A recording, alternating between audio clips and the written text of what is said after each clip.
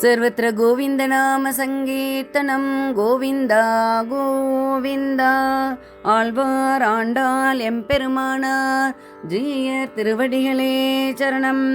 பெரியாழ்வார் திருவடிகளே சரணம்.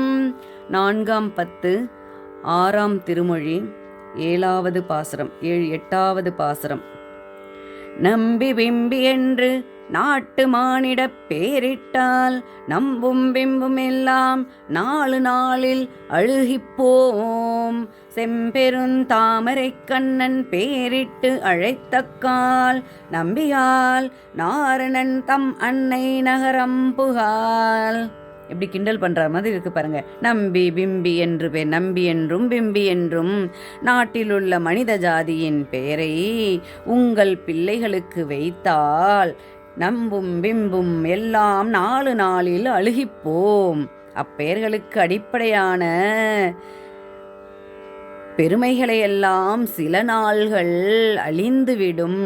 அந்த பேரெல்லாம் அழிஞ்சு போயிடும். அதற்கு பதிலாக செம்பெரு தாமரை கண்ணன் பேரிட்டு அழைத்தக்கால், பெருமாளுடைய திருநாமத்தை இட்டு அழைத்தால் அறிவுடையவர்கள் நம்பிகால், அறிவுடையவர்களே நாரணன் தம்மன்னை நகரம் புகால். நாராயணன் பெயரை தாங்கிய பிள்ளையின் அன்னை நகரம் புகமாட்டாள் என்கிறார். ஊத்தை குழியில் அமுதம் பாய்வது போல் உங்கள் மூத்திரப் பிள்ளையே என் முகில்வண்ணன் பேரிட்டு கோத்து குழைத்து குணாலமாடித் திரிமினோ.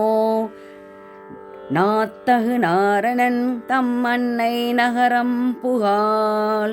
ஊத்தை குழியில் அமுதம் பாய்வது போல், ஊத்துன்னு சொல்லுங்க, சிறு சிறு ஊற்று. ஊத்தை நிரம்பிய குழியிலே அமுதம் பாய்வது போலவா இது. உனது மூத்திர பிள்ளைக்கு, அசுத்தமான பிள்ளைக்கு என் முகில்வண்ணன் பேரிட்டு நீலமேகம் போன்ற திருநிறமுடைய பெருமாளின் திருநாமத்தை இட்டு பகவானோடு கூடி குலாவி கும்மாளம் அடிப்போன்னு சொல்லுவோம் இல்லையா, கோத்து நாமகரணம்ங்கிற பேரில் இதெல்லாம் செய்கிறோம். கோத்து குலைத்து குணாலமாடி திரும்பினோ, பகவானுடைய பெயரை வைத்து கூடி குலாவி கும்மாளம் கூத்தாடி ஆடி திரும்பினோ என்கிறார். நாத்தகு நாரணன், நாவுக்கு இதுதான், பெருமாளுடைய நாமத்தை இடுவதுதான் நாவுக்கு தகும், நாவுக்கும் நல்லது. இப்படிப்பட்ட நாராயணன் பெருமாளின் திருநாமத்தை இடப்பெற்ற பிள்ளையின் அன்னை நகரம் புகால் என்கிறார்.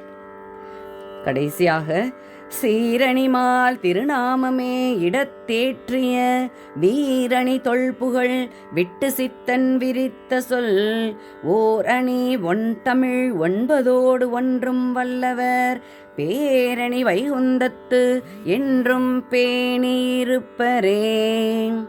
சீரணிமால் திருநாமமே சிறந்த கல்யாண குணங்களை, அணி என்பது ஆபரணமாக இங்கே மாற்றிக்கோங்க.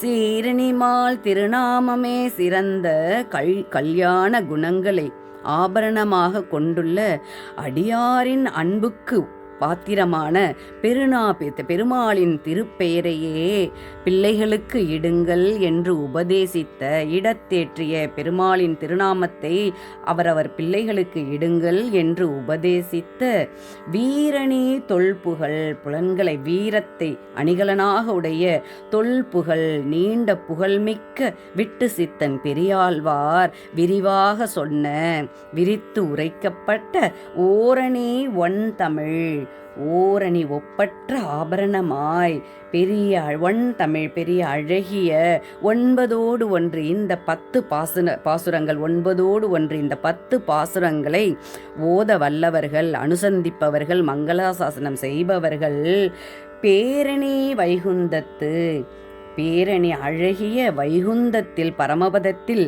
எப்போதும் பெருமாளுக்கு கைங்கரியம் செய்து மங்களாசாசனம் செய்து கொண்டு அழகாக அங்கே அனுசந்திப்பவர்கள் அங்கே மங்களாசாசனம் செய்து கொண்டு இருப்பார்கள் என்று நன்றாக இருப்பார்கள், வாழ்வார்கள் என்று இருப்பரே, வாழ்வார்கள் என்று உபதேசிக்கிறார் இந்த திருமொழியில்.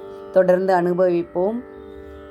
सर्वत्र गोविन्दनाम सङ्कीर्तनं गोविन्दा गोविन्दा ஆழ்வார் ஆண்டாள் எம்பெருமானார் ஜீய திருவடிகளே சரணம்.